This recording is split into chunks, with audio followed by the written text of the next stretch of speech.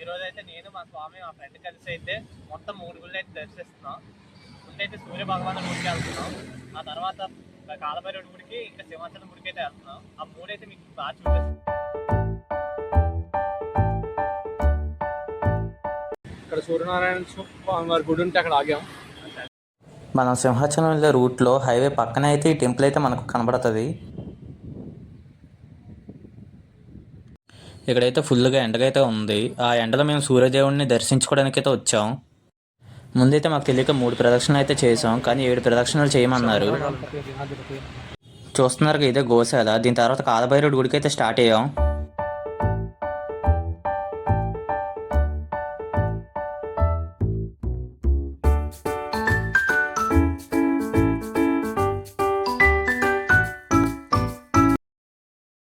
గుడికి అయితే వచ్చాం.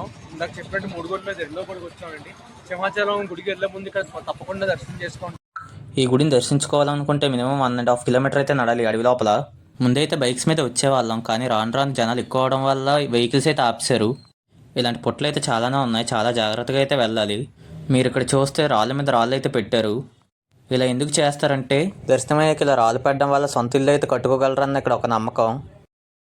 చాలాసేపటి నుంచి నడుస్తూనే అయితే ఉన్నాం. దగ్గర దగ్గర 1 కిలోమీటర్ పైన అయితే నడాలి, మొత్తం అడవి ఇదంతా.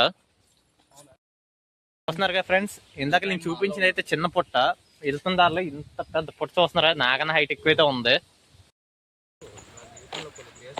మొత్తాన్ని గుడి దగ్గరికి అయితే వచ్చాం.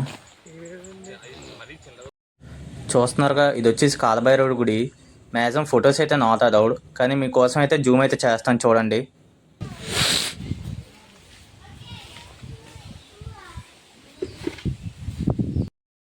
చూస్తున్నారుగా కాలభైరవుడి గుడి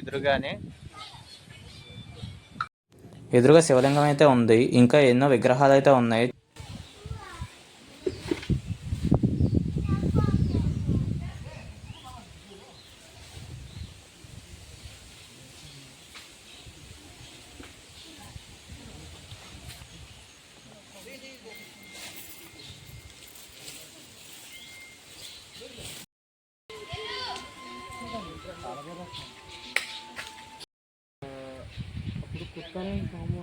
మొత్తానికి దర్శనం అయ్యాక ఇంకా రిటర్న్ అడ్డం అయితే స్టార్ట్ చేసాం. ఇప్పుడు సింహాచలంకి అయితే వెళ్ళాలి. ఈడు ఇంకా ఏం చేస్తున్నాడో చూడండి. చిన్నపిల్లలాగా ఆశలు ఇంకా పోలేదు, తెచ్చినట్లు ఆడుకుంటున్నాడు. దేవస్థానం ఆడుకునే వాళ్ళం వీటితో. ఇందాక రాళ్ళు కట్టింది చూపించాను కదా ఫ్రెండ్స్, ఇప్పుడైతే నేను కడుతున్నాను.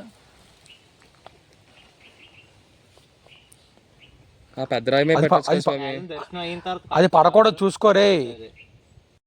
మార్నింగ్ నుంచి ఇంకా అలా తిరుగుతూనే ఉండడం వల్ల పక్కన డ్రింక్ తాగి మళ్ళీ సింహాచలం అయితే స్టార్ట్ అయ్యాం.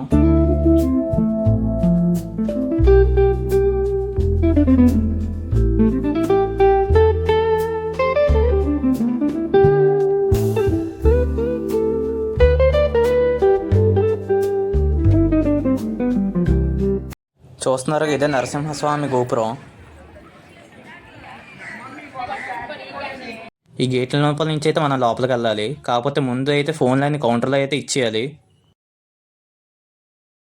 దర్శనం అయితే అయ్యింది ఫ్రెండ్స్, చాలా క్యూ ఉంది, మొత్తం ప్రశాంతంగా అయితే అయిపోయింది.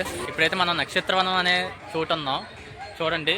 చూస్తున్నారుగా, ఇక్కడ ఒక్కొక్క చెట్టుకైతే ఒక్కొక్క నక్షత్రం పేరు అయితే పెట్టారు. చూడండి, అలాగా చాలా చెట్లకైతే నక్షత్రాల పేరు అయితే పెట్టారు. ఇప్పుడు మన నక్షత్రం ఎక్కడ ఉందో ఎత్తుక్కుందాం. నాది వచ్చేసి బొబ్బా నక్షత్రం. ఇదిగోండి ఫ్రెండ్స్, ఇది నా నక్షత్రం ఉన్న చెట్టు పేరు వచ్చి బొటియా మోనోస్పెర్మా అంట. బొబ్బా నక్షత్రం నాది. ఇంక ప్రసాదం కూడా తీసుకున్నాక ఇంక రిటర్న్ ఇంటికైతే స్టార్ట్ అయిపోయాం. మీకు కొండపై నుంచి వ్యూ ఎలా ఉంటుందో చూపిస్తాను చూడండి. మొత్తం సిటీ అయితే కనబడుతుంది మీకు.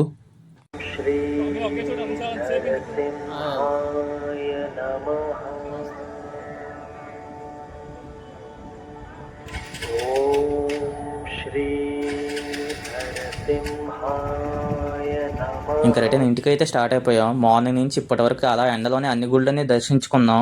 మీకు అన్నిటికన్నా ఇష్టమైన టెంపుల్ ఏదో కింద కామెంట్ సెక్షన్లో చెప్పండి.